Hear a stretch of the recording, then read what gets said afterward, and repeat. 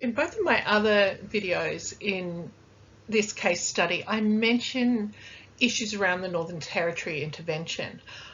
In this video, I'm going to do a short overview of it and point out some of the really problematic features of it from a gender and race intersectional viewpoint. This slide summarises the effects and the processes of the Northern Territory intervention. The intervention was kicked off after a report called the Little Children Are Sacred report. And that report found that there was problems with child abuse and some violence in some Aboriginal settlements in the Northern Territory. However, it did find that a majority of the people who abused Aboriginal children were in fact non-Indigenous. And it said that as its first recommendation, solutions to the issues facing Indigenous people, like sexual abuse of children and violence against women and poverty, needed to be addressed in partnership with Indigenous people and their communities. However, the then Howard government rejected that part of the report. They heavily publicised the idea that children in Aboriginal communities were facing high levels of sexual abuse and violence. They used that to justify a thing that we now know as the Northern Territory intervention, which basically was a series of interventions using various forms of authority, including at times police, the military, etc., who went into Indigenous communities and imposed a completely separate regime of law and restrictions on those communities without consultation with the communities and often against the will of the community. The key elements of the intervention first required that the Racial Discrimination Act be suspended. The government admitted that their behaviour was based on race, that it was discriminatory, and it would be treating people differently on the basis of race and less well on the basis of race. Many of the elements were heavily critiqued, and I will mention some of the critiques as I go through them. One of the elements was the removal of the permit system that allowed Aboriginal people to control who came onto their lands. This has been critiqued because it allowed much greater access to lands for all sorts of random people, you would be not allowed to say as a community that certain types of people could not enter into the community to do all sorts of activities, including mining assays. It effectively disenfranchised the control of those communities over who came onto their traditional lands, which was a decision usually traditionally made as a community. They also abolished an employment scheme, the CDEP, which had encouraged employment within traditional communities, and they moved many of the people who'd been on that scheme onto welfare payments. That meant that people were deprived of the ability to earn a livelihood, yes, under a government scheme, but under one which allowed people to develop a range of skills that allowed them to remain in their community as an employed person. And of course, as we all know, employment rather than being on welfare is often a source of pride to many people. And then once people were moved on to welfare payments or remained on welfare payments, 50% of their payments were quarantined. That is, put into control of others who then decided how those people would be allowed to spend that money.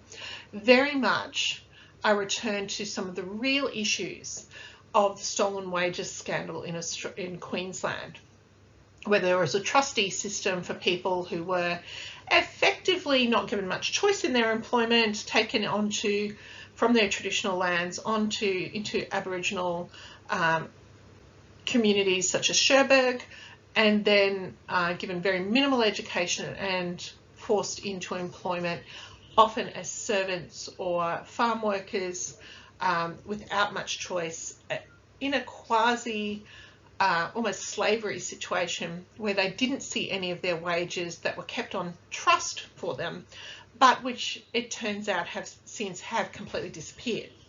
So people were taken from families, given a year 2 education, and then made, for example, a maid in a remote station without having any choice in the matter, often from very quite young ages, from 12 or 13, and then not paid for that.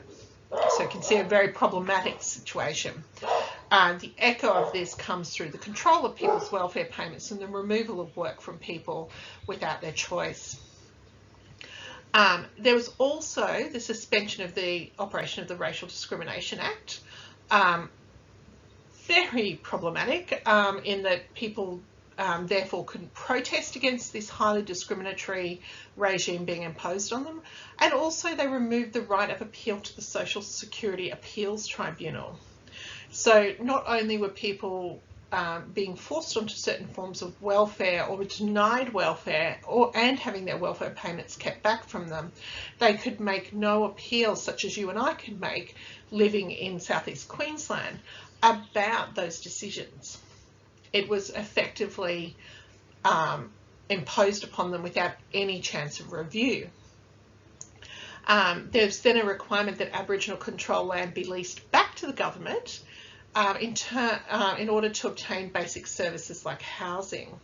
Whereas in many other areas and communities, people are able to access community housing, such as here in the southeast Queensland corner. Housing Commission homes exist all over the place, or army homes, etc. And people are not expected to give up other possessions or other rights in order to have access to housing.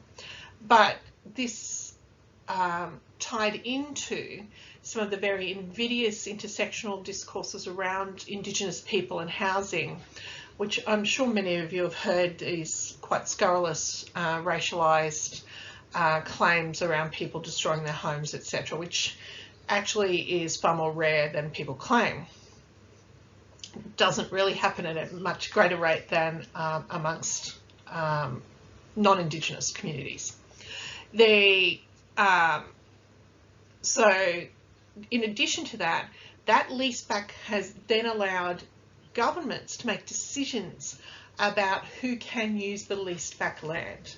And there are some reports that actually gave greater access to mining companies over land and community areas that they had previously been denied access to.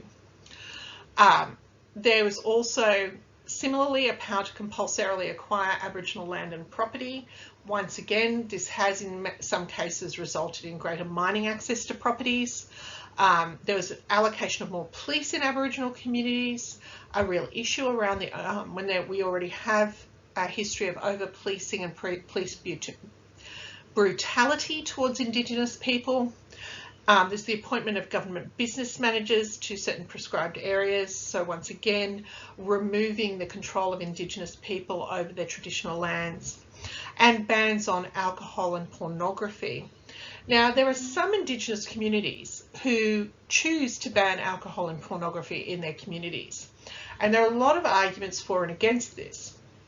But having said that, can you imagine if the Queensland government said, okay, from tomorrow, no one who lives in Helensvale and Indooroopilly can have any access to alcohol.